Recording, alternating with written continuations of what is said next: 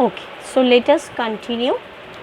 देखिए, यहाँ पर कहा जा रहा है आपके नोट में, there is a need of a comprehensive and systematic research and analysis on crime against women at central, state, district and block level. तो जिस तरह की अपराध है औरत के खिलाफ चलता रहता है, उन सब अपराधों के ऊपर और भी ज़्यादा रिसर्च और सिस्टमैटिक पढ़ाई लिखाई की ज़रूरत है। तो ये केंद्र सरकार को भी करना है, राज्य सरकारों को भी करना है, और डिस्ट्रिक्ट और ब्लॉक लेवल में भी औरत पर जो भी अपराध की घटनाएं घटती है उस पर स्टडी और रिसर्च होना ज़रूरी है। एक्यूज्ड आर नोन पर्सन्स, तो अक्सर ये होता है कि औरत के खिलाफ अपराध की घटनाओं में जो लोग जुड़े होते हैं वो औरत के बहुत करीबी कोई रिश्तेदार, जैसे उसका खुद का चाचा या फिर उसके अब्बू के दोस्त या फिर उसके भैया के दोस्त, ऐसे लोग इन्वॉल्व होते हैं। तो इससे क्या होता है, औरतें अपने क्लोज रिलेटिव्स के बीच भी कंफर्टेबल महसूस नहीं कर सकती है, उसे लगता है कि वो काफ़ी अनसेफ है। और इम्प्रॉपर इम्प्लीमेंटेशन मतलब जितने भी लॉज है उसको सही तरह से इम्प्लीमेंट नहीं किया जाता है, प्रयोग नहीं किया जाता है। तो इस वजह से अपराध की घटनाएं दिन ब दिन बढ़ती जाती हैं। तो अंत में कंक्लूजन में सवाल आता है कि what is the way forward इस हिंसा से, चाहे घरेलू हिंसा हो या फिर घर के बाहर पब्लिक स्फीयर में हिंसा हो, जैसे रेप, बलात्कार, मोलेस्टेशन या फिर वर्क प्लेस में हैरेसमेंट। तो इन सब वायलेंस से छुटकारा पाने के लिए रास्ता क्या है? तो पहले ही जो रास्ता बताया गया है वो है gender based legislation. It is important to enact and enforce legislation and develop and implement policies that promote gender equality by ending discrimination against women in marriage, divorce and custody laws, inheritance laws and ownership of assets। तो ये ज़रूरी है कि ऐसा laws को हम implement करें, ऐसा पॉलिसीज़ को इम्प्लीमेंट करें जो हमेशा जेंडर इक्वलिटी को बढ़ावा देगा। मतलब मर्द और औरत के लिए एक समान अधिकार, सबके लिए एक समान लीगल प्रोविजंस और जेंडर डिस्क्रिमिनेशन को अंत करना है। मतलब मर्द को ज़्यादा सुविधा, औरत को कम सुविधा।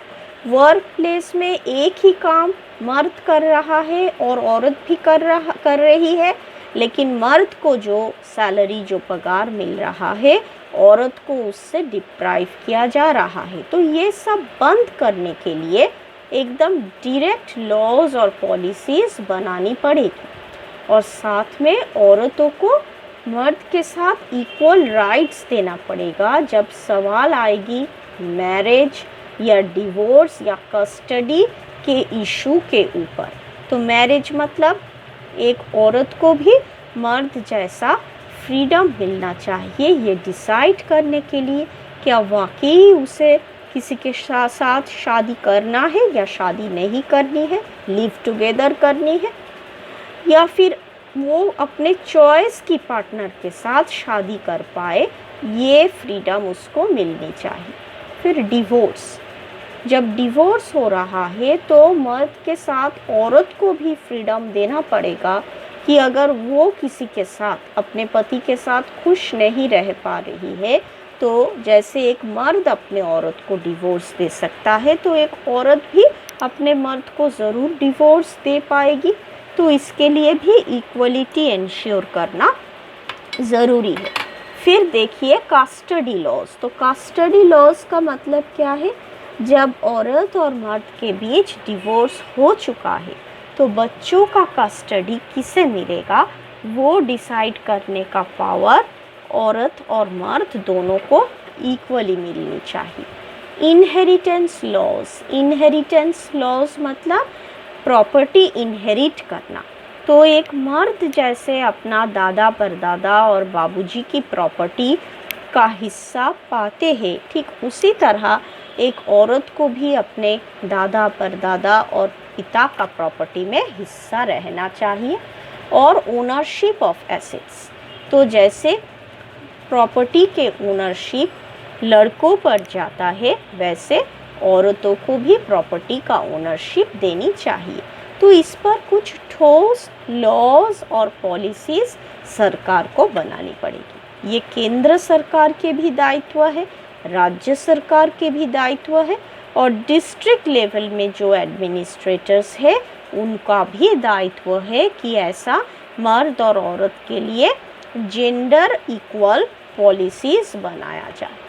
फिर फिनेंशियल इंडिपेंडेंस, तो वीमेन और भी ज़्यादा एम्प्लॉयड हो सके, वो सेल्फ एम्प्लॉयड हो सके, अपना एंटरप्राइज खुद शुरू कर सके, इसलिए उसे और भी ट्रेनिंग देना पड़ेगा। और ऐसे ट्रेनिंग में शामिल करने के लिए ज़्यादा से ज़्यादा उत्साह देनी पड़ेगी। Developing and resourcing national plans and policies to address violence against women, तो नेशनल प्लान बनाना पड़ेगा। केंद्रीय सरकार को कुछ नेशनल पॉलिसी बनाना पड़ेगा ताकि इन सब पॉलिसी और प्लान के ज़रिए औरत के खिलाफ हिंसा का प्रयोग रोका जा सके। वो हिंसा चाहे घर में हो रहा है या फिर घर के बाहर सोसाइटी में, पब्लिक स्फीयर में हो रहा है, जहाँ पर भी हो रहा है, उस वायलेंस का अंत करने के लिए नेशनल और पब्लिक लेवल पॉलिसी की ज़रूरत है। Improve the system of collecting crime surveillance data on violence against women, तो डेटा रखने में और भी एफिशिएंसी लाना पड़ेगा। असल में कितने औरतें वायलेंस का शिकार हो रहा है, block wise, district wise, city wise, state wise, इन सब का प्रॉपर डॉक्यूमेंटेशन नहीं होता है। तो कितना प्रतिशत औरत असल में हिंसा का शिकार हो रहा है, both domestic and external violence, इसका हिसाब किताब रखने के लिए एक अच्छा वेल ऑटोमेटेड सिस्टम एस्टैब्लिश करनी पड़ेगी। Capability building and training to service providers and law enforcement officers to handle cases of violence against women। तो देखिए, कैपेसिटी बिल्डिंग एंड ट्रेनिंग का मतलब है जो भी पुलिस ऑफिसर्स औरत के खिलाफ अपराध की घटनाओं को देखभाल करता है, इन लोगों को और भी अच्छा ट्रेनिंग देना पड़ेगा, और भी अच्छा कैपेसिटी बिल्डिंग ट्रेनिंग देना पड़ेगा ताकि वो औरत के खिलाफ अपराध की घटनाओं को बहुत ही एफिशिएंसी के साथ, काबिलियत के साथ हैंडल कर सके।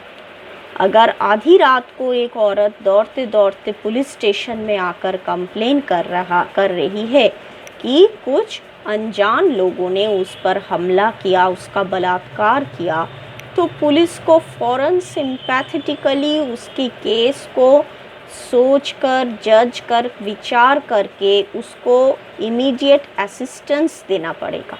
और देखिए, ऐसी हालत में सिर्फ फिज़िकल असिस्टेंस ही ज़रूरी नहीं है, साइकोलॉजिकल असिस्टेंस भी ज़रूरी है। तो औरत को अगर चोट पहुंचा है तो उसके लिए उसका दवा, उसका बैंडेज का बंदोबस्त करना, और जो मानसिक तौर पे उसको चोट पहुंचा है उस मानसिक चोट के लिए उसका काउंसलिंग करना, तो इन सब का देखभाल करने के लिए एक अलग और स्पेशल ट्रेनिंग की ज़रूरत है जो हर किसी पुलिस ऑफिसर को देना पड़ेगा। फिर देखिए, male mediated initiatives ensure male involvement in devising program for abusers. तो अक्सर